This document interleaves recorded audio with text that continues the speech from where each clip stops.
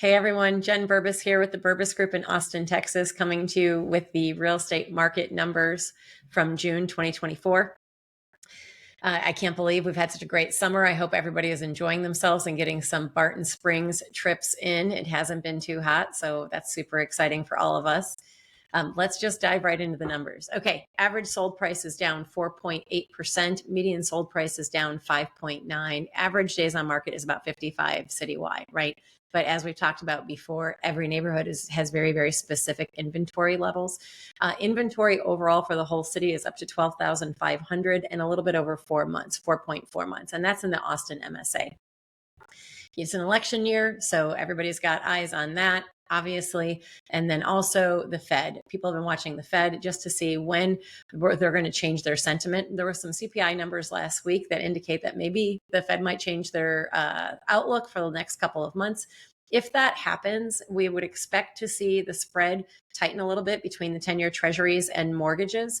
And then that would be, pretty good for mortgage rates. We would expect mortgage rates to come down a little bit and that spread to tighten. So we watch 12 miles from downtown from an inventory perspective. And the reason why we've selected this area is when we get rid of like the exurbs, right, Gerald area and whatnot, that tends to move a little bit differently. So we're trying to use a core city metric where we can kind of get a feel for how things are moving. Inventory was going up quite a bit week by week. It did level out over the holiday weekend, which is kind of expected, right? People don't necessarily want to use their chip of being an exciting new listing when it's a holiday week and they're not sure what kind of activity they're going to get. And again, we're seeing pendings really aren't as high as last year. We have a really good chart that shows that in a slide or two. So we're watching this. We do expect active inventory or new homes coming to market, which is the top line, to taper off as we approach the fall until, of course, we go into the winter when the market kind of hibernates. This is the average and median sold price. They are ticking down, and this is a result of lower demand. This is the pending chart that I wanted to show you. We were off to a pretty good start earlier in the year, kind of like an early start. We did have some multiple offer situation in some of our listings, and so we were hoping that was going to continue. It's obviously dropped quite a bit, and that's just something to keep an eye on, see how that does over the summer.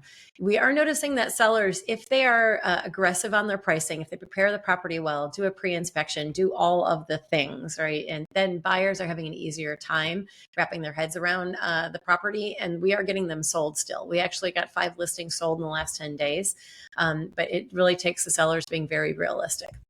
Indeed, job postings. This is a really important thing for us to watch. We think that once tech jobs start coming back, that Austin should recover. You can see this decrease here all the way through June 2024. So this is one of the things that we're watching pretty close. On listings, this is something that we've been watching quite a bit lately because we are noticing quite a few withdrawals. And really what this tells us is sellers are not interested in transacting where they would have to from a pricing perspective, right? So they decided, never mind, we're going to go with plan B. We're going to take the property off the market and rent it. So this is what we tell people.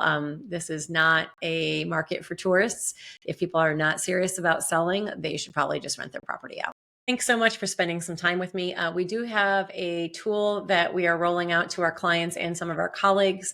It is basically a cash flow tool that eliminates the worst cash flowing properties in the Austin market.